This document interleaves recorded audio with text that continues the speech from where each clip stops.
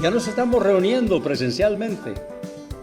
Quiero invitarlos para que nos acompañen cada domingo a las 2:30 de la tarde, la escuela dominical, seguido del servicio de adoración. Vengan, nos acompañan.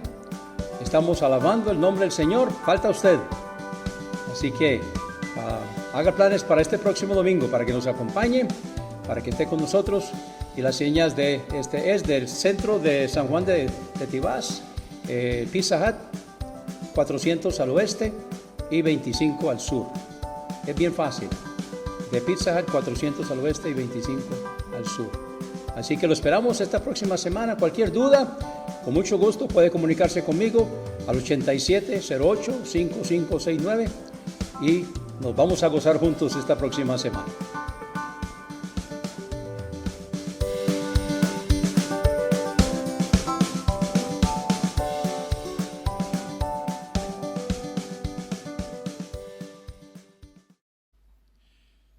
La lección esta tarde se titula Un mejor santuario. El texto es Hebreos 9, del 1 al 12, y el enfoque es ese mismo. El versículo clave lo encontramos en 1 Pedro 2, 5. ¿Lo tienen ahí? 1 Pedro 2, 5. Vosotros también, como piedras vivas, sed edificados como casa espiritual y sacerdocio santo, para ofrecer sacrificios espirituales aceptables a Dios por medio de Jesucristo. La aplicación es que el estudiante descubrirá que el tabernáculo espiritual del cuerpo de Cristo es mejor que el tabernáculo del Antiguo Testamento hecho con manos.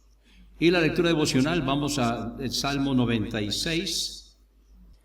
Cantad a Jehová cántico nuevo, cantad a Jehová toda la tierra. Cantad a Jehová, bendecid su nombre.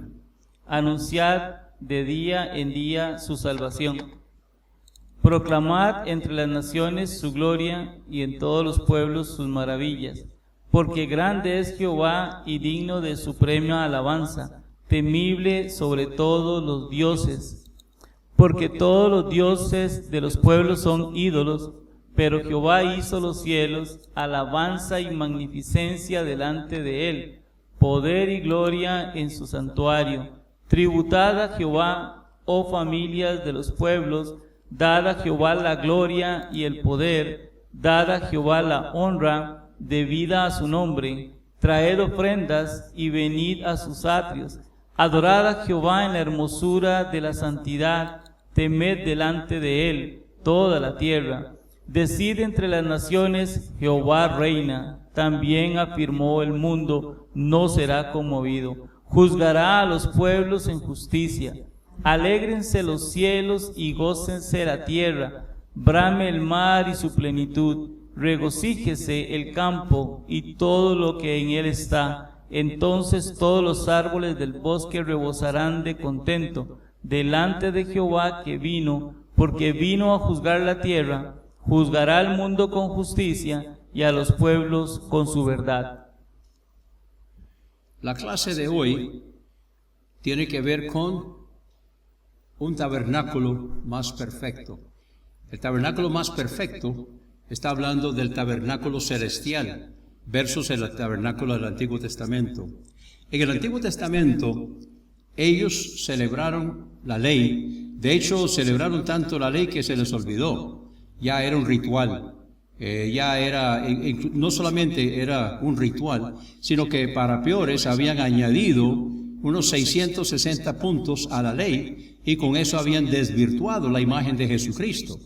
De hecho, ya no se veía la imagen de Jesucristo porque estaba desvirtuado, estaba distorsionado, porque habían metido un montón de majaderías, un montón de cosas que no tenían nada que ver con el propósito de Dios, porque la ley, según el propósito de Dios, estaba señalando hacia Jesucristo, estaba señalando hacia la redención. En cambio, ellos lo que hicieron fue simplemente un montón de majaderías y cosas que la gente no podía ni cumplir, ni ellos menos. Y entonces, el Antiguo Testamento era para conducirnos a Jesucristo.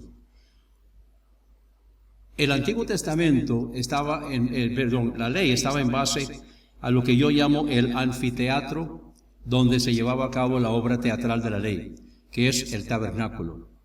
El tabernáculo que Dios dio a Moisés para que levantara era una copia del original en el cielo.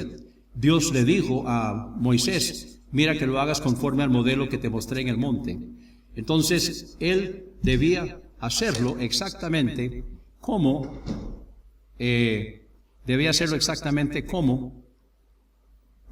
Dios le había mandado. Habían varias cosas en el tabernáculo. A la entrada estaba el altar de bronce que señala hacia la cruz. Luego estaba el lavacro que representa el lavamiento en agua por la palabra de Dios. No representa el bautismo, como algunos señalan. Luego está el lugar santo, que eran 48 tablas, y esas 48 tablas eran de madera forradas en oro. Hay mucha confusión en cuanto a qué representan las tablas. Ahora, dentro del lugar santo estaba entonces 3 muebles. Eso vamos a verlo en un momentito, los 3 muebles que estaban ahí, y detrás del velo también había otro mueble. Pero una cosa que no está en este pasaje y que quiero mencionar es el significado de las tablas. Eran 48 tablas, pero quiero hablar específicamente de las 20 y más 20 al sur y 20 al norte, que componían el lugar santo. Y eso representa con los muebles el altar del incienso, que representa las oraciones, la luz, que es el candelabro, que representa Jesucristo como la luz del mundo, y que alumbra, también representa la palabra de Dios, y la mesa del pan de la proposición, que representa también el alimento con la palabra de Dios, y Jesucristo es el pan de vida. Eso es lo que representa, en conjunto, lo que representa es la adoración que Dios recibe dentro de una iglesia del Señor. Así que nosotros acá estamos adorando al Señor. Ahora, durante todos estos meses y un par de años no nos hemos podido reunir presencialmente. Ya estamos comenzando a reunirnos presencialmente. Entonces es en una forma corpórea, o sea, como cuerpo. Nos estamos reuniendo, porque cada uno no es el cuerpo de Cristo. El cuerpo de Cristo es cuando se reúne. La gente en eso está muy confundida. No, el cuerpo de Cristo está aquí. Este es el cuerpo de Cristo. Aquí estamos en el cuerpo de Cristo. Es una unión, es una comunión, y tenemos que estar reunidos. Entonces necesitamos volver a reunirnos y volver a congregarnos para llevar a cabo la alabanza que Dios recibe. Esa alabanza que Dios recibe, entonces está simbolizado en el lugar santo, a través de las tablas. Estas tablas eran de madera, forradas en oro. La gente a veces dice, bueno, eso representa a Cristo. No representa a Cristo, porque está al revés. Porque Jesucristo, su divinidad está escondida dentro de su humanidad. Recuerda que cuando Pedro le dijo, tú eres el Cristo, el Hijo del Dios viviente. Entonces Jesús le contestó, bienaventurado eres Simón, hijo de Jonás, porque no te lo reveló carne ni sangre, sino mi Padre que está en los cielos. Porque el hecho de que Jesús era Dios no se veía de afuera. Una persona viendo a Jesús no podía saber que era Dios. Estaba dentro, estaba oculto. Entonces la humanidad de Jesús estaba afuera, la divinidad estaba dentro. Pero las tablas es al revés. Entonces, ¿qué representan las tablas? Que la madera está dentro del oro. Bueno, lo voy a decir lo que yo creo. Yo creo que eso representa los miembros de una iglesia reunidos. O sea, la humanidad debe quedar escondida dentro de la divinidad de nuestro Señor. En otras palabras, no hay campo, no hay lugar en la comunión de los santos, no hay lugar para carnalidad, no hay lugar para... y sucede, ¿verdad? ¿Qué pasa cuando la carnalidad sale en una iglesia? Es desastroso, ¿no es cierto? Hay gente herida y salen corriendo y todo eso. Entonces, el cuerpo de Cristo es para que se reúna, para que la humanidad quede dentro de la divinidad. Entonces, las tablas de madera forradas en oro están representando la reunión del cuerpo de Cristo, la reunión de la iglesia en una forma corpórea, alabando y dirigiendo la alabanza al Señor. A través de las 3 maneras, a través de el candelabro, a través del pan de la proposición y a través del altar del incienso. La alabanza que Dios recibe dentro de una iglesia del Señor. Ahora vamos a pasar entonces al primer punto. Y el primer punto es Hebreos 12, del 1 al 5.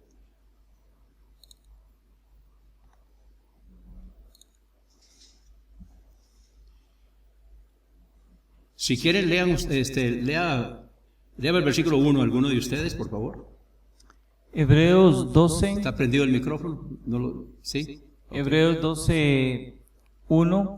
Por tanto, nosotros también, teniendo en derredor nuestro tan grande nube de testigos, despojémonos de todo peso y del pecado que nos asedia, y corramos con paciencia la carrera que tenemos por delante. Muy bien, entonces, esto viene después del capítulo 11. ¿Alguien recuerda que es el capítulo 11 de Hebreos? Exacto. La galería de la fe. La galería de la fe. Yo le llamo el salón de la fama de los héroes de la fe. Entonces, esto viene ahora después del capítulo 12. Por tanto, o sea, en vista de lo que acabamos de ver en el capítulo 11, nosotros también, así como ellos, teniendo en derredor nuestro tan grande nube de testigos, todos los del Antiguo Testamento, despojémonos de todo peso y del pecado que nos asedia, y corramos con paciencia la carrera. Entonces aquí está hablando de los atletas. Cuando los atletas están practicando, ellos más bien se ponen pesas en el cuerpo para pesar más. Y andan corriendo con pesas y todo les pesa, usan zapatos pesados y se amarran pesas a la cintura. Y eso entonces hace que ellos puedan ejercitarse y puedan practicar. Pero una vez que entran en la carrera, una vez que entran a la competencia, entonces se despojan de ese peso. Más bien lo que quisiera es volar, lo que quisieran más bien es de que ya no les pesen los zapatos y la ropa y todo eso. Entonces, en el caso espiritual, dice, despojémonos de todo peso. Ahora, ¿qué es todo peso? Cualquier cosa que nos estorba en la vida cristiana, en la carrera del Señor. Luego dice el pecado que nos asedia. Ahora, ¿cuál es el pecado que nos asedia? El pecado que nos asedia es el pecado que nos asedia. O sea, que nos trae fritos, que nos mortifica, que es constante, ¿verdad? Ahí está, todos los días, ahí cuando nos levantamos, ahí está. Es el pecado que nos mortifica, es el pecado que nos asedia. Ahora, ¿cómo hacemos? ¿Cómo nos podemos deshacer del pecado que nos asedia? Bueno, yo tuve que aprender porque otros me enseñaron de que la manera de deshacerse del pecado que nos asedie es que ya no nos guste más. Porque el problema es que nos gusta. El alcohólico no le gustan los resultados, no le gustan los problemas que está teniendo con su familia, no le gusta lo que está sucediendo como consecuencia, pero la verdad es que le gusta el alcohol. El que fuma quiere dejar de fumar y sabe que eso le hace daño, sin embargo le gusta el cigarro, y por eso es. Entonces, ¿qué hacemos para deshacernos del pecado que nos asedia? Pedirle a Dios de todo corazón, y esto es difícil, pedirle a Dios de todo corazón, porque Él conoce el corazón, que nos quite ese deseo de ese pecado, que ya no nos guste, que no me atraiga, que ya yo no sienta placer, que ya no sienta ese gusto, que más bien me sepa feo ese pecado. Es la única manera. Y entonces, por supuesto, profundizarnos en la palabra de Dios y depender de la fuerza de Él. La decisión la tomamos nosotros, pero la fuerza es del poder de nuestro Señor. Así que despojémonos de todo peso y del pecado que nos asedia y corramos con paciencia. O sea, esto no es de un día para otro. La carrera va para largo. ¿Cuánto? Toda la vida. Entonces, corramos con paciencia la carrera que tenemos por delante. Ahora sí, versículo 2, ¿quién lo quiere leer ahí? María Ángel, ¿quiere leer el versículo 2? Dice, puesto los ojos en Jesús, el autor y consumidor de la fe, el cual por el gozo puesto delante de él sufrió la cruz, menospreciado el oprobio, y se sentó a la diestra del trono de Dios. Gracias. Entonces, ¿cuál es nuestra meta? ¿Dónde debemos tener la meta? ¿Dónde debemos tener los ojos? Bueno, el corredor cuando está corriendo en la carrera, él tiene su mira hacia la meta. Y si quita la mira de la meta, entonces se va a distraer. Y nosotros entonces en esta carrera que tenemos por delante, puesto los ojos en Jesús, el autor y consumador de la fe, el cual por el gozo puesto delante de él, sufrió la cruz. Entonces él pasó esto, ya él delante de nosotros, él fue menospreciando el oprobio. o sea, el desprecio, el oprobio, y se sentó a la diestra del trono de Dios. Vamos con el versículo 3. Otoniel, por favor. Considerad a aquel que sufrió tal contradicción de pecadores contra sí mismo, para que vuestro ánimo no se canse hasta desmayar. Gracias. Entonces vemos aquí la importancia de poner la mira en nuestro Señor y no quitarla de Él, porque si nosotros quitamos la mira de Él, ponemos la mira en las circunstancias, ponemos la mira en aquellas cosas que nos están distrayendo, los ataques del enemigo. Pero mientras nosotros ponemos la mira en el Señor y la mantenemos ahí, entonces nosotros estamos haciendo lo que dice aquí el escritor de los Hebreos: considerad aquel, o sea, mírenlo a Él, considerad aquel que sufrió tal contradicción de pecadores contra sí mismo. Y Él ya pasó esto. Entonces, si Él ya pasó y Él va delante de nosotros en la carrera, ya Él la completó, por cierto, entonces nosotros teniendo la mirada siempre en Él, para que vuestro ánimo no se canse hasta desmayar. Porque eso es lo que pasa, lo que cuesta, ¿no es cierto? O sea, el cristiano tiene ganas a veces de desanimarse, ¿verdad? No les voy a pedir que levanten la mano quien se ha desanimado alguna vez, ¿verdad? Todos nos hemos desanimado, todos nos hemos sentido tristes. ¿Hasta cuándo va a acabar esto? Señor, ¿hasta cuándo? Señor, ya estoy cansado, Señor. Todos nos cansamos. Entonces, lo que dice aquí el escritor es para que vuestro ánimo no se canse hasta desmayar. Vamos con el siguiente versículo.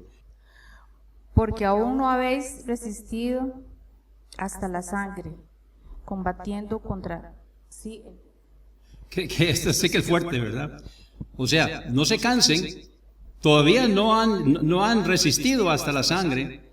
Esta carrera todavía no les ha sacado la sangre. Cuando los pies están sangrando, cuando ya las manos están sangrando, cuando ya estamos en la carrera y ya no aguantamos, pero dice Jesús, no hemos llegado, dice el escritor de los Hebreos, no hemos llegado ahí todavía. Jesús llegó ahí, pero nosotros no hemos llegado ahí combatiendo contra el pecado. Entonces voy a leer el versículo 5, dice: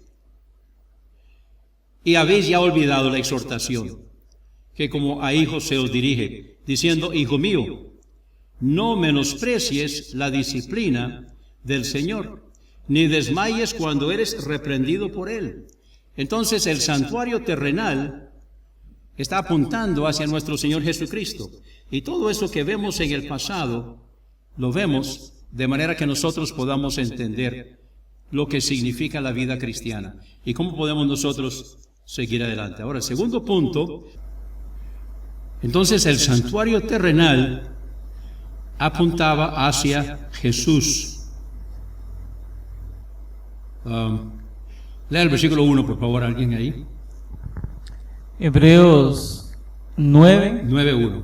9:1 dice: ahora bien, aún el primer pacto tenía ordenanzas de culto y un santuario terrenal, porque el tabernáculo estaba dispuesto así. En la primera parte, llamada el lugar santo, estaban el candelabro, la mesa y los panes de la preposición. Tras el segundo velo estaba la parte del tabernáculo llamada el lugar santísimo. Ok, paremos ahí. Entonces, en la primera parte estaba en el lugar santo, que es el lugar donde representa la reunión de los santos. Entonces, la alabanza que Dios recibe. Estaba el candelabro, la mesa y los panes de la preposición. Y le falta, en la lista que él está mencionando aquí, le falta el altar del incienso. Son tres cosas.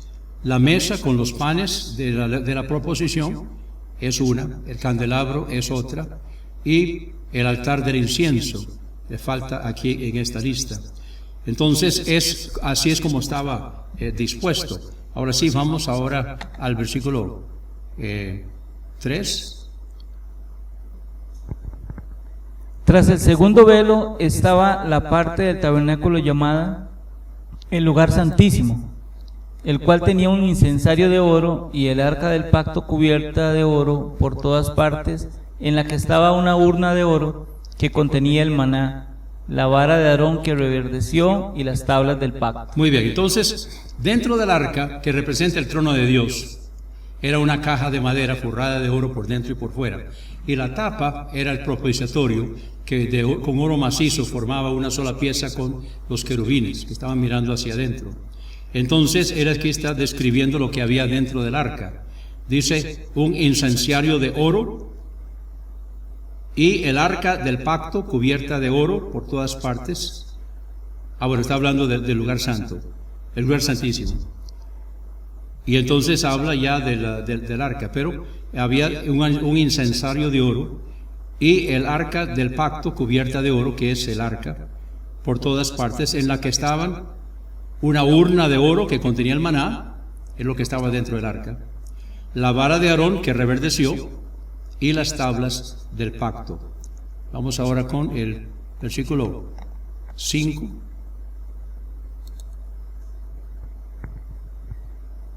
Hebreos 9:5, y sobre ella los querubines de gloria que cubrían el propiciatorio, de las cuales cosas no se pueden ahora hablar en detalle. Muy bien, entonces aquí está el santuario terrenal que apuntaba hacia Jesús y está hablando del lugar santo y el lugar santísimo.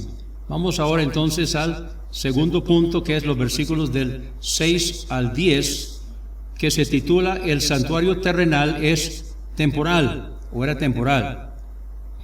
Y así dispuestas estas cosas, en la primera parte del tabernáculo entraban los sacerdotes continuamente para cumplir los oficios del culto. Ok, entonces en esa primera parte, en el lugar santo, entraban los sacerdotes. Ellos entraban diariamente para llevar a cabo el culto. Sigamos ahora con el versículo 7.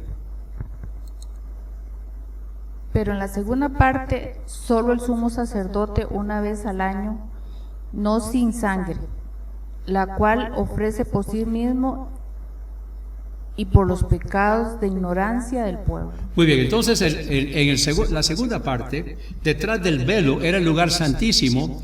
Entonces el sumo sacerdote podía entrar ahí solamente una vez al año, vestido de blanco, primeramente con sacrificio por sí, y luego sacrificio por el pueblo. No podía entrar sin sangre. Y entonces, primeramente sacrificio por sí, luego sacrificio por el pueblo, y lo aplicaba al propiciatorio. Entonces, ese día, el propiciatorio quedaba cubierto con la sangre. Vamos ahora al versículo 8. Hebreos 9:8, dando el Espíritu Santo a entender con esto que aún no se había manifestado el camino al lugar santísimo, entre tanto que la primera parte del tabernáculo estuviese en pie. Muy bien, entonces aquí lo que está diciendo es que el santuario terrenal era temporal. Estaba en vigencia la ley, no era permanente, era temporal. Y el Espíritu Santo entonces está dando a entender con esto que aún no se había manifestado el camino al lugar santísimo, o sea, al cielo. Estaba revelado en una forma a través de las sombras, entre tanto que la primera parte del tabernáculo estuviese en pie. Vamos ahora al versículo 9. Lo cual es símbolo para el tiempo presente, según el cual se presentan ofrendas y sacrificios que no pueden hacer perfecto en cuanto a la conciencia al que practica ese culto. Versículo 10, de una vez. Ya que consiste solo de comidas y bebidas, de diversas abluciones y ordenanzas acerca de la carne, impuestas hasta el tiempo de reformar las cosas. Muy bien, entonces todo esto era señalando hacia Jesucristo, la cual es símbolo para el tiempo presente, según el cual se presentan ofrendas y sacrificios que no pueden hacer perfectos. ¿Verdad? Todo eso era símbolo, pero no pueden hacer perfecto en cuanto a la conciencia al que practique estas cosas. ¿Por qué? Porque todavía el Espíritu Santo no estaba dentro. No podía ser perfecto. Hacía falta que Jesucristo pagara el precio. Hacía falta que Jesucristo cumpliera con la redención, que cumpliera con el Evangelio, la muerte, sepultura y resurrección. Y entonces ya queda la franca entrada a la presencia del Señor. Todo eso era mirando hacia el lugar donde iba a ocurrir, dicen, puestas hasta el tiempo de reformar las cosas, o sea, hasta el tiempo de nuestro Señor Jesucristo. Ahora, el tercer punto, entonces tenemos aquí los versículos 11 y 12. Jesús cumplió todo lo necesario para la redención eterna. Versículo 11. Pero estando ya presente Cristo, sumo sacerdote de los bienes venideros, por el más amplio y más perfecto tabernáculo, no hecho de manos, es decir, no de esta creación. Ok, entonces ya Cristo es sumo sacerdote, pero no del tabernáculo antiguo. El tabernáculo antiguo era hecho para sangre de animales, pero el tabernáculo original en el cielo es para la sangre de Jesucristo. Entonces, estando ya presente Cristo, sumo sacerdote, según el orden de Melquisedec, en los bienes venideros, por el más amplio y más perfecto tabernáculo, el original en el cielo, que fue el que Moisés vio, no hecho de manos, porque el tabernáculo de Moisés fue hecho de manos. Este no fue hecho de manos, es decir, no de esta creación. Versículo 12. Y no por sangre de machos cabríos ni de becerros, sino por su propia sangre. Entró una vez para siempre en el lugar santísimo, habiendo obtenido eterna redención. Entonces, nuestro Señor Jesucristo pagó el precio y no aplicó la sangre de Él al propiciatorio de la tierra, sino que aplicó la sangre de Él al propiciatorio del cielo, al original. Y no por sangre de machos cabríos ni de becerros, sino por su propia sangre. Entró una vez para siempre. El sumo sacerdote entraba cada año, ofreciendo sacrificio primero por sí y después por el pueblo, pero era sacrificio animal y no hacía perfecto el pecado. El pecado era cubierto, pero no era quitado. Hacía falta que Jesucristo cumpliera y entonces aplicara su sangre al propiciatorio original en el cielo, una vez para siempre, en el lugar santísimo del cielo, el original, habiendo obtenido eterna redención. Entonces, vemos aquí cómo nuestro Señor Jesucristo pagó el precio de nuestra redención. Tenemos un mejor tabernáculo. Aplicándolo ya a nosotros, nosotros somos el cuerpo de Cristo. O sea, nosotros somos nos reunimos para reunirnos en el tabernáculo, reunirnos en la iglesia, donde nosotros adoramos al Señor como si estuviéramos en el lugar santo del Antiguo Testamento, pero ahora estamos en una iglesia del Señor, en el Nuevo Testamento. Entonces, lo del Antiguo Testamento era bueno, pero no era perfecto. Nosotros ahora, en cambio, tenemos la perfección, la madurez, porque Jesucristo pagó el precio por nuestra redención. Y eso todo eso nosotros lo tenemos porque Jesucristo ya lo pagó. Entonces tenemos un mejor tabernáculo, donde nosotros estamos habitando como cuerpo de Cristo, habitando en ese mejor tabernáculo. Amén. Puestos de pie, gracias Señor por tu palabra. Ayúdanos a entenderla y a aplicarla a nuestras vidas. Que podamos entender la importancia de congregarnos, Señor. La importancia de una forma corpórea de alabar tu santo nombre, de esparcir tu palabra y que otros puedan venir también y que juntos alabemos y examinemos nuestras vidas y proclamemos tu palabra para el mundo entero. Lo pedimos en el nombre precioso de Jesús. Amén.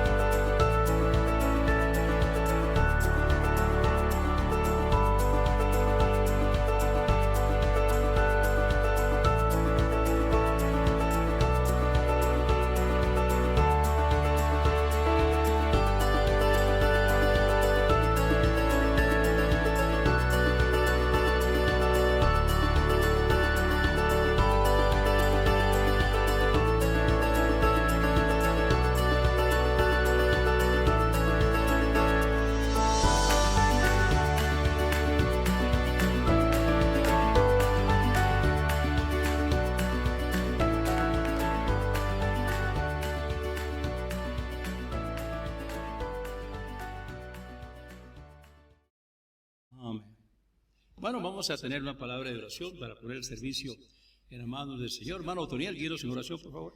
Bendito Señor y Padre nuestro, gracias te damos por esta tarde, te damos gracias, Señor, por la comunión, de poder compartir unos con otros.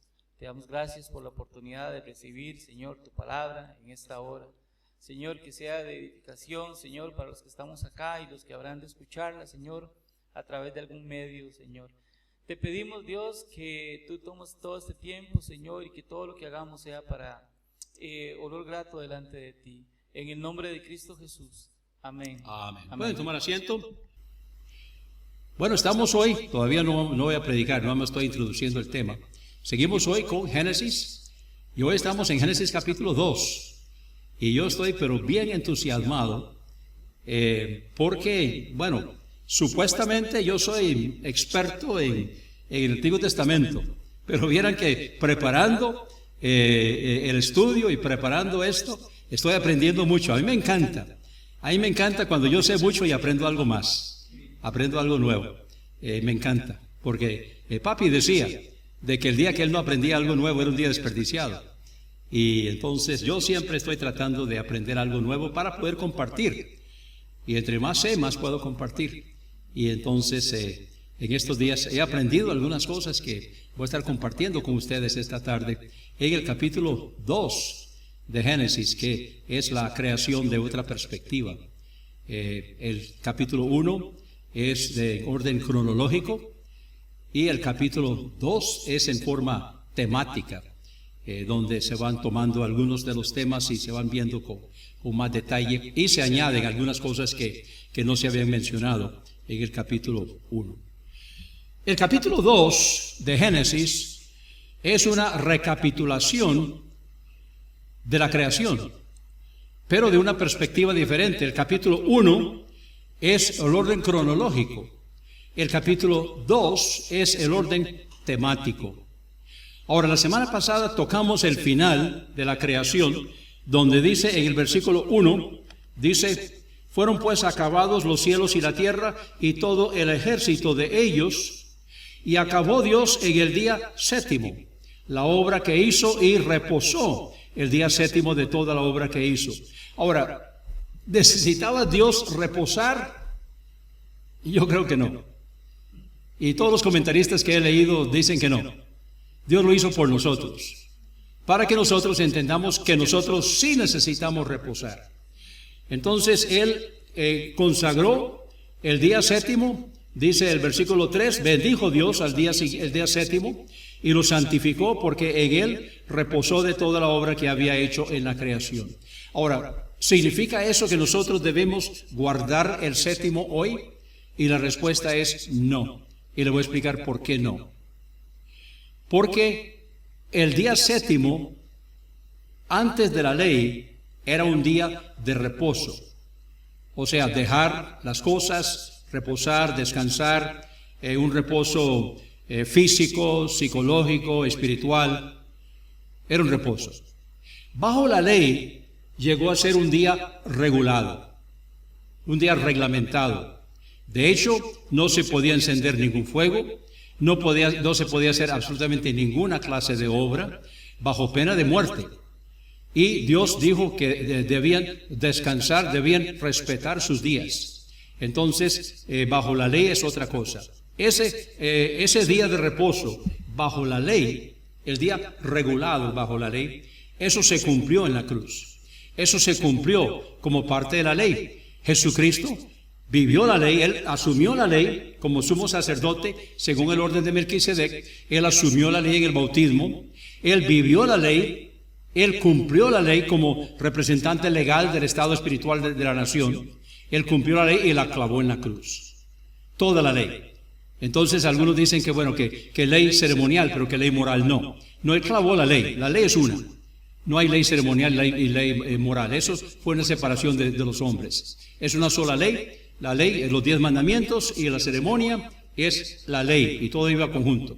Porque los 10 mandamientos es el patrón de Dios. Los 10 mandamientos este es mi patrón, cúmplalo. Y el hombre no puede.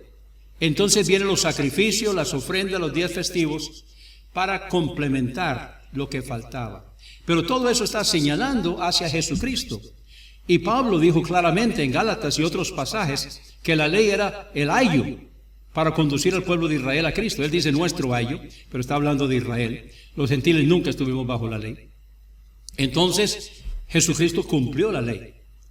Ese día regulado, ese día reglamentado de la ley, el séptimo día, se cumplió. Pero queda todavía el principio de un día por semana, que debemos reposar. Ahora, ¿tiene que ser el sábado? Yo pienso que no. Yo pienso que no tiene que ser sábado, pero es un principio.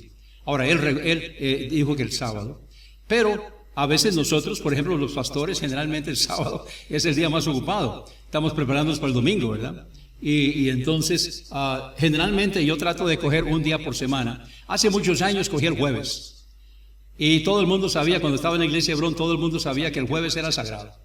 Era el día de la familia, era el día de reposo. No me llamen a menos que alguien esté ya en un estado grave, ¿verdad? De lo contrario, déjenlo para otro día, el día jueves. Pero poco a poco se fue metiendo, tuve que comenzar a enseñar en el seminario jueves y entonces ya también quedé sin eso. Entonces a través de los años, he ido tratando de coger un día.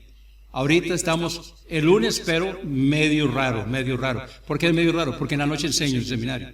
Entonces, trato de levantarme un poco más tarde el lunes, llevarlo un poquito suave, pero muchas veces no puedo hacerlo. Pero la idea es un reposo y que nosotros podamos descansar, reposar. Porque Dios nos hizo criaturas de reposo. Cada 24 horas necesitamos reposar, 8 horas. Y cada semana necesitamos reposar también. Entonces, de hecho, Dios mandó a reposar la tierra. Cada 7 años la tierra debía reposar, ¿verdad? El año sabático. Y luego venía el año de jubileo, que es cada múltiplo de 7. 7 por 7, 49, y el año 50. Entonces el año 49 era un año sabático, y el año 50 era el año de jubileo. Entonces venían 2 años seguidos que no se sembraba, que se dejaba la tierra descansar. Y muchas otras cosas sucedían también en el año de jubileo. Así que Dios quiere que nosotros reposemos un día por semana. Ahora, vamos ahora entonces al versículo 4. Dice, estos son los orígenes de los cielos. Entonces aquí vemos cómo está comenzando. No es una nueva creación, no es otra creación, como algunos han supuesto. No, es la misma creación de Génesis capítulo 1, pero visto de una perspectiva diferente. El capítulo 1 es cronológico, el capítulo 2 es temático. Entonces no sigue el mismo orden cronológico, porque está viéndolo de un enfoque diferente. Estos son los orígenes de los cielos y de la tierra, cuando fueron creados, el día que Jehová Dios hizo la tierra y los cielos. Y aquí él está hablando de un día, como si esa expansión de 7 días fuera un solo día. El versículo 5 dice, y toda planta del campo antes que fuese en la tierra, y toda hierba del campo antes que naciese.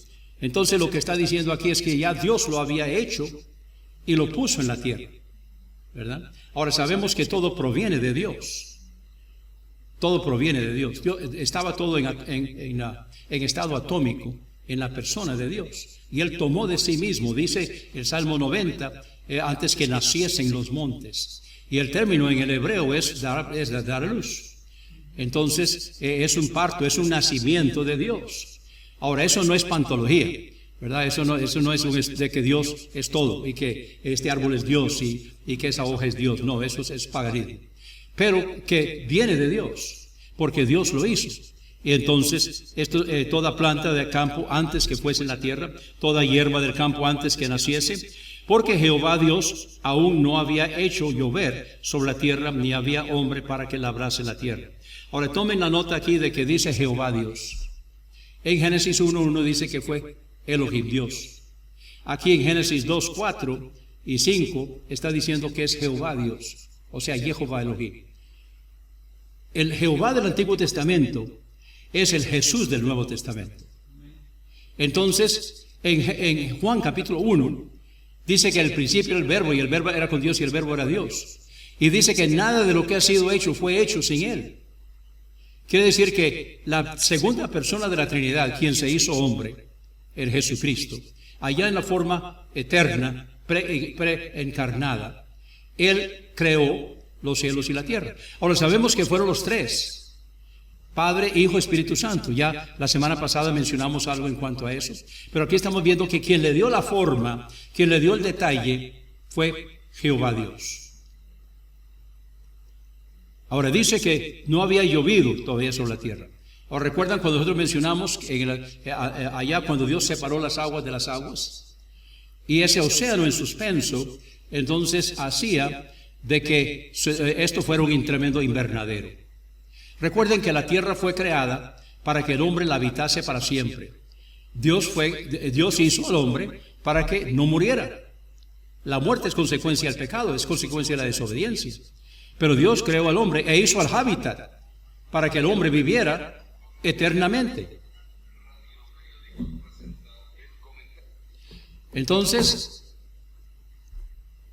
Dios todo lo creó para que el hombre pudiera vivir eternamente. Ese océano en suspenso protegía la tierra de los rayos ultravioleta que eran dañinos. Eso en el diluvio se vino abajo. Y nosotros ahora tenemos entonces una tierra dañada, una tierra cambiada, consecuencia del diluvio, y que va a ser rescatada. Pero ahorita estamos esperando eso. Entonces mencioné algo de eso la semana pasada. Entonces dice que no había hombre tampoco para que labrase la tierra. Vamos ahora al versículo 7. Dice, sino que subía de la tierra un vapor, el cual regaba toda la faz de la tierra. Versículo 6. Versículo 7. Entonces Jehová Dios formó al hombre. Quiero hablar un poquito en cuanto a esto. Dice en Génesis 1:26, hagamos al hombre a nuestra imagen conforme a nuestra semejanza. 27 dice que lo hizo. Ahora, Él fue creado a imagen y semejanza de Dios. Como en la mente de Dios Padre, el Dios encarnado, Jesucristo hombre, ya era en la mente de Dios. Cuando llegó el momento de crear al hombre a imagen y semejanza de Dios, evidentemente lo creó a imagen y semejanza de Jesucristo, que ya era, ¿verdad? Porque Dios es eterno y lo que Él piensa es, aunque falten miles de años para que se lleve a cabo, ya es un hecho. Entonces Jehová Dios formó al hombre del polvo de la tierra. Algo que aprendí esta semana, que yo no lo sabía, yo siempre he pensado lo que todo el mundo dice, que Él cogió del polvo de la tierra y hizo barro, hizo un muñeco y entonces lo respiró. Y entonces estaba leyendo donde el hebreo dice otra cosa. El hebreo lo que dice es que Él volvió a tomar de sí mismo. O sea, Él no tomó de la tierra, sino que Él tomó de la misma materia de la que la tierra fue tomada. No es que tomó de la tierra, es que tomó de la misma materia prima de la que Él hizo la tierra, o sea, de sí mismo. Entonces el hombre es una nueva creación. No es una creación de una creación, sino que es una nueva creación, hecho a imagen y semejanza de Dios. Y luego dice que cuando suplió en su nariz aliento de vida, no está hablando solamente de la vida animal, que ya los animales lo tenían, sino que aquí está hablando del aliento de vida de Dios. O sea, Él tenía vida física, tenía vida emocional y tenía vida espiritual. Tenía la vida de Dios. Él era hecho a imagen y semejanza de Dios. Y entonces dice, cuando dice fue el hombre un ser viviente, lo que está hablando es que es un ser con la vida de Dios. La vida que es Dios caminando sobre la tierra. Dios y Él, por supuesto que Él es el primer Adán, Jesucristo es el segundo Adán. Versículo 8. Y Jehová Dios plantó un huerto en Edén. Ahora, Edén significa delicia. Entonces, como si no fuera suficiente, en el lugar que se llama delicia, plantó un huerto, todavía mejor, al oriente, puso ahí al hombre que había formado. Y Jehová Dios hizo nacer de la tierra todo árbol delicioso a la vista y bueno para comer, también el árbol de vida en medio del huerto y el árbol de la ciencia del bien y del mal. Fíjense que aquí hay 4 clases de árboles. Dice, árbol delicioso a la vista, que es el árbol frondoso, que da sombra. Ahora, nosotros sabemos que la vegetación aspira lo que nosotros desechamos, ¿verdad? Entonces, eso que nosotros echamos, que es venenoso, la vegetación lo aspira y lo convierte en oxígeno. Entonces, Dios hizo todo bien, ¿verdad? Dios hizo para que nosotros lo contaminamos y la vegetación lo reconstruye y entonces lo regenera. Y es por eso los pulmones de la tierra, que son los trópicos, acá, cuando se dañan, entonces la tierra se enferma, ¿verdad? Entonces Jehová Dios hizo nacer de la tierra todo árbol delicioso a la vista, número 1. Luego bueno para comer, el árbol frutal. También el árbol de vida en medio del huerto. Ese árbol de vida aparece otra vez en Apocalipsis, ¿verdad? Que dice que da 12 frutos. Cada mes da su fruto a su tiempo. Y también de ahí emana la fuente de vida en el nuevo cielo y nueva tierra. Y el árbol de la ciencia del bien y del mal. Ahora, este árbol de la ciencia del bien y del mal, no sabemos qué es. Yo tengo mi pensamiento. Yo creo que es la granada. Y la razón por la que creo que es la granada es porque el sumo sacerdote andaba con una granada en el fleco del vestido y una campanita. Yo creo que entonces el andar de él, una campana y una granada, una campana y una granada, estaba anunciando el fruto del pecado, ¿verdad? Pero no hay nada concluyente. La mayoría dicen no sabemos. Puede que yo tenga la razón, puede que esté equivocado, no sé. Pero ese es mi pensamiento. En todo caso, es el árbol de la ciencia del bien y del mal. Lo que todo el mundo, casi, creo que todos los que he leído están de acuerdo, es que hoy está. Y probablemente lo comemos todo el tiempo. Ya no importa. Porque era el hecho de que podían comer de todos menos uno. Y era ese acto de desobediencia fue lo que hizo. Pudo haber sido cualquier cosa. Pero ese acto de desobediencia entonces fue lo que contaminó al hombre. Dice, vamos ahora a describir.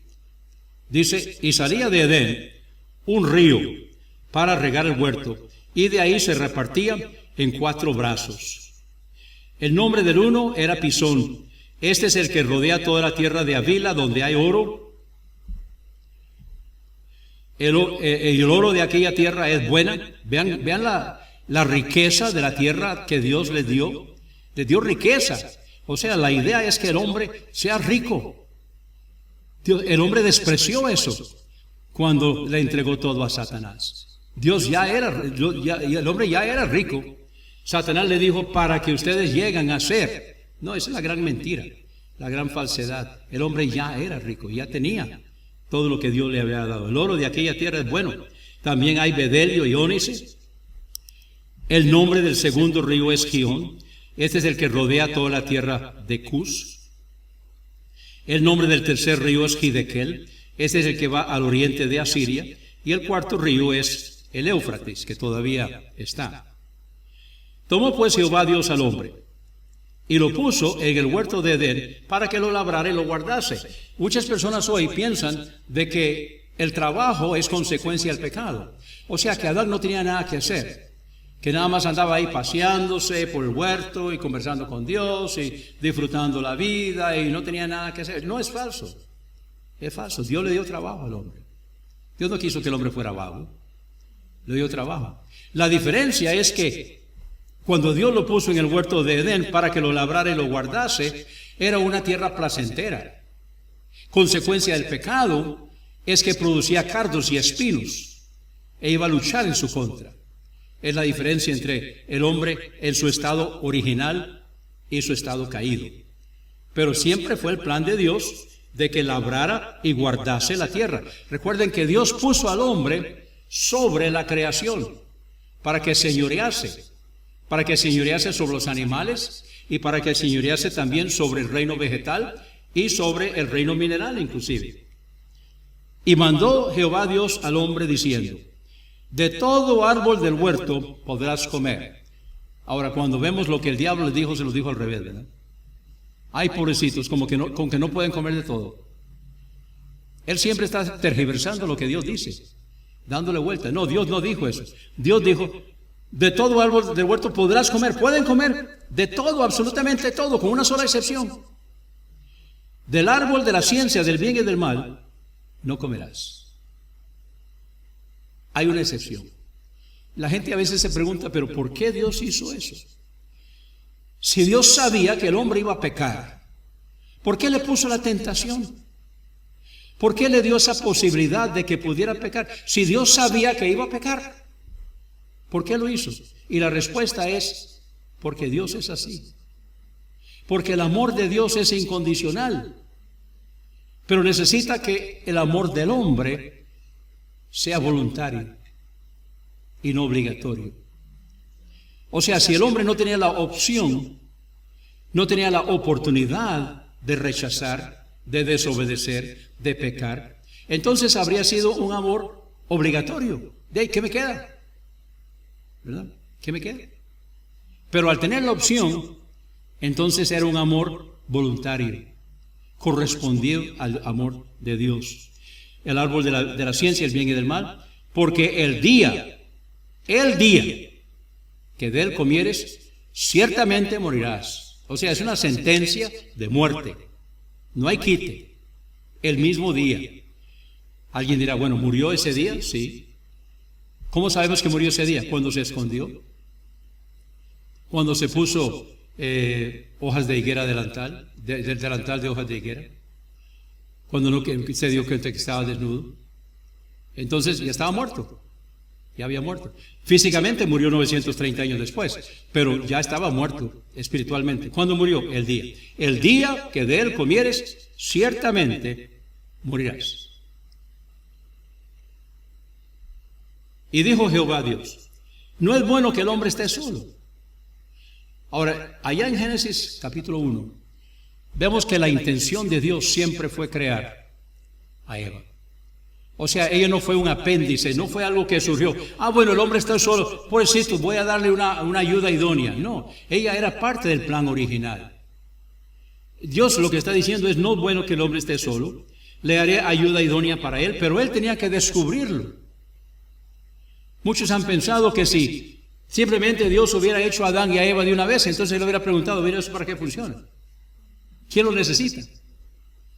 Que de hecho, a veces los hombres hoy ven más aprecio en los animales que en la mujer, ¿verdad? Entonces, él tenía que saber lo que era estar solo y darse cuenta de la necesidad, estoy solo. Ahora seguimos leyendo donde dice, Jehová Dios formó pues de la tierra toda bestia del campo. Ahora, no es que lo hizo aquí, ya lo había hecho, ¿verdad? Y toda ave de los cielos y las trajo a Adán. No se mencionan los animales marítimos. Él no le dio nombre a los animales marítimos.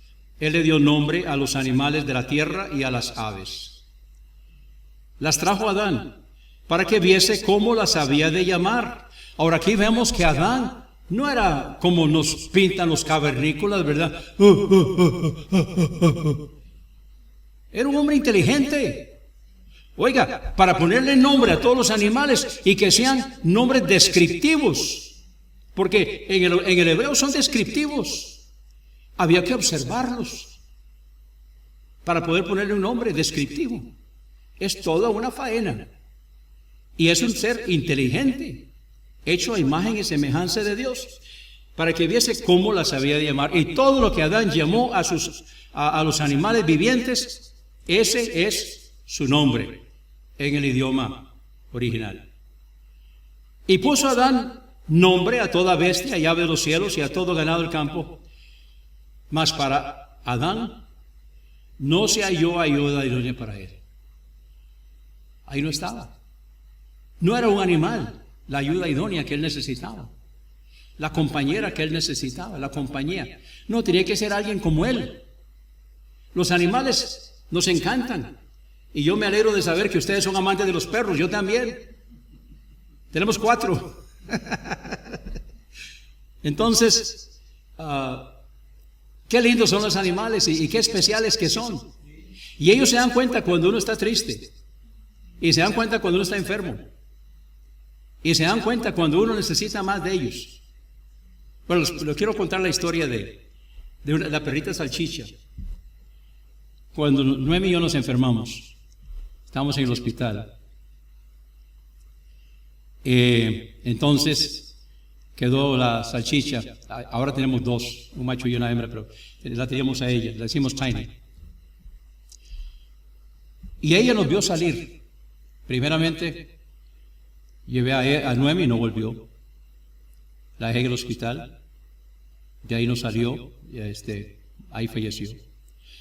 Luego me vio a mí salir. Y yo estuve un mes fuera. Y Dani y yo creemos que ella creía que yo también había fallecido. Y hay una cosa tan interesante. Dani sabía que venía la ambulancia conmigo, ya a la tarde, como a las 6 de la tarde. Dani sabía. Pero Dani no había escuchado todavía la ambulancia. Cuando la perrita se volvió loca, correr para allá y para acá, para allá y para acá. Y entonces hay dos perros grandes que tenemos que poner en el patio de atrás para poder abrir el portón. Entonces él puso los perros atrás y ella andaba para allá y para acá, pero como loca. Y cuando Dani salió, vio donde venía la ambulancia, pero él no la había escuchado. Y ella sí. Y cuando yo me bajé de la ambulancia, no paraba de tirárseme encima y se revolcaba de la felicidad. Y ella, ahora no tanto, pero por mucho tiempo ella entraba al cuarto de Noemi. Y yo sé que ella lloraba. Porque los perritos son así. Qué lindo que son los animales. Pero no son humanos. Son muy lindos, nos acompañan, nos quieren. Y nosotros los queremos y qué lindos que son. Y algunos quieren gatos. Pero no son la compañía idónea.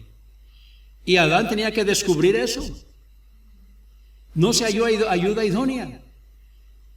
Tal vez él tenía un perrito, tal vez tenía gatos, yo no sé. Pero estaba solo.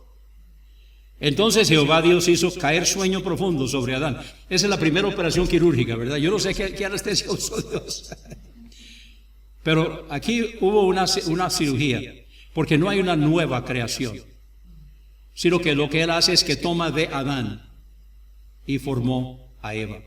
Y esto es importante, porque todos procedemos de Adán, incluyendo Eva, ¿verdad? Entonces él tomó desde el costado de Adán y dice, tomó una de sus costillas, cerró la carne en su lugar, y de la costilla que Jehová Dios tomó del hombre, hizo una mujer y la trajo al hombre. Ahora, ella es también hecho a imagen y semejanza de Dios, pero para ayuda idónea. El hombre es el responsable, ¿verdad? No siempre culpable, pero sí responsable. Ahora, cuando Adán despierta, aquí está Adán, viene saliendo del sueño, ¿verdad? Cuando Dios lo durmió, entonces estaba solo. Ahora cuando despierta, entonces se queda viendo y entonces hace ¡uh! Muchacha, ¿dónde estabas el resto de mi vida? Qué lindo lo que Dios me trajo. Y yo estoy seguro que Eva era linda. Y Adán también. Eran hechos a imagen y semejanza de Dios. Y entonces él dijo, esto es ahora hueso de mis huesos y carne de mi carne. No es un animal, ¿verdad? Esta será llamada en el hebreo Isha, porque del Ish fue tomada. Y en muchos idiomas también la mujer es el femenino del hombre, ¿verdad? En inglés es woman, que literalmente lo que significa en inglés es el hombre con útero, ¿verdad? Womb es útero, entonces es un ser con útero, es lo que dice en inglés. para los que están hoy con ese movimiento, eso es ofensivo, pero ella fue tomada y ella tiene útero y el hombre no tiene útero. Entonces, lo importante aquí es cuando Dios se la presentó a Eva. En el hebreo tengo entendido, y esto es otra cosa que aprendí esta semana, tengo entendido que en el hebreo, cuando Dios le presentó a Eva, fue un matrimonio hecho por Dios. O sea, el uno para el otro. Donde ahí hay un compromiso, donde hay votos sagrados. Porque el matrimonio no es solamente una reunión, una unión de dos seres. No, hay un compromiso, hay un pacto. El matrimonio es un pacto. Es un pacto de amor, es un pacto de fidelidad hasta que la muerte nos separe. Donde vamos a apoyarnos, vamos a ampararnos, vamos a estar el uno para el otro a través de la riqueza y la pobreza, a través del bien y la enfermedad. Vamos a estar ahí. Y a veces nos toca estar ahí. Pero ese es el matrimonio. El matrimonio de verdad, conforme al plan de Dios, es 1 más 1 igual 1. ¿Verdad? Entonces, por tanto, dejará el hombre a su padre y a su madre, y se unirá a su mujer, y serán una sola carne. Por eso es tan importante el matrimonio. Por eso es tan importante aprender de dónde venimos. ¿Qué fue lo que Dios hizo en la creación? ¿Qué fue lo que Dios formó? Dios formó a un hombre hecho a imagen y semejanza de Jesucristo, creo yo. Formó a Eva. Ahora, el propósito de la mujer en el hogar es un papel muy importante. Yo creo, no todo el mundo está de acuerdo conmigo, pero yo creo que el papel de la mujer en el hogar es semejante al papel del Espíritu Santo en la vida y en la iglesia, donde ella es la que establece la armonía. Porque yo les voy a decir una cosa, a como anda la mujer, anda el hogar. O sea, la armonía que hay en el hogar lo establece la mujer. El hombre establece la dirección. Pero ese amor, esa armonía, ese compañerismo lo establece la mujer. Entonces, por eso hay que apoyarla, hay que ayudarla, porque muchas veces la dejamos sola y necesita nuestro apoyo. Ella nos apoya a nosotros, pero para que ella pueda apoyarnos a nosotros, tenemos que apoyarla a ella. Yo lo que le digo a la gente es, Dios la hizo a ella porque ella es para apoyarnos. Dios hizo que nosotros fuéramos el iniciador. Nosotros fuéramos el iniciador. Ella es la que responde. Para que ella pueda responder adecuadamente, para que ella pueda hacer lo que ella necesita hacer, nosotros tenemos que echarle gasolina en el tanque a ella. Tenemos que hacer para ella lo que ella necesita que nosotros seamos, para que ella pueda hacer para nosotros lo que nosotros necesitamos que ella sea. Y entonces juntos formamos el hogar. Vamos a llegar, entonces llegamos aquí al final del capítulo 2, donde hay un hogar establecido. En el capítulo 3 vienen los hijos. Así que espero que la lección de hoy haya sido de ayuda, de bendición, que podamos aprender y ver cómo en Dios lo que nosotros tenemos, lo que Dios nos dio. Y nosotros ahora tenemos mucho más en el Nuevo Testamento, porque tenemos el Espíritu Santo morando dentro de nosotros, para que Él vive aquí adentro. Qué tremendo. Puestos de pie, vamos a tener un himno de invitación.